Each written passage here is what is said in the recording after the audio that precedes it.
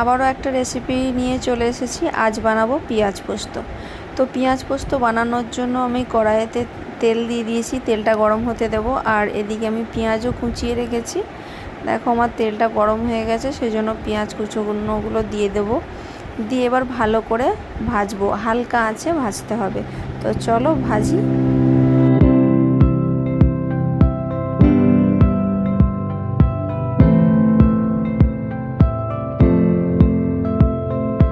তো দেখো এখানে পেঁয়াজটা আমার ভাজা হয়ে গেছে।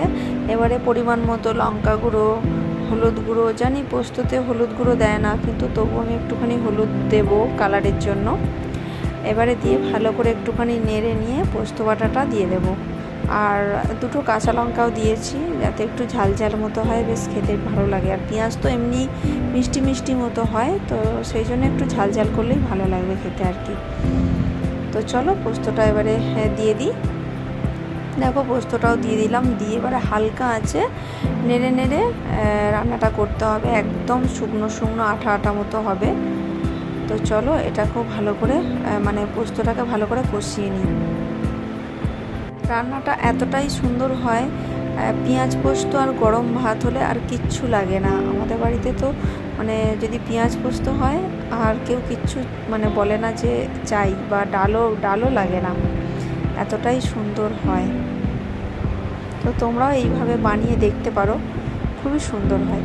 তো মিক্সির ধোয়া মানে মিক্সির বাটিতে যে পোস্তটা লেগেছিল, অল্প একটুখানি জল দিয়ে মিক্সির বাটিটা ধুয়ে আর এর মধ্যে দিয়ে দিলাম, দিয়ে আবার মানে কষিয়ে নেবো আর কি। একদম শুকনো শুকনো মতো হবে।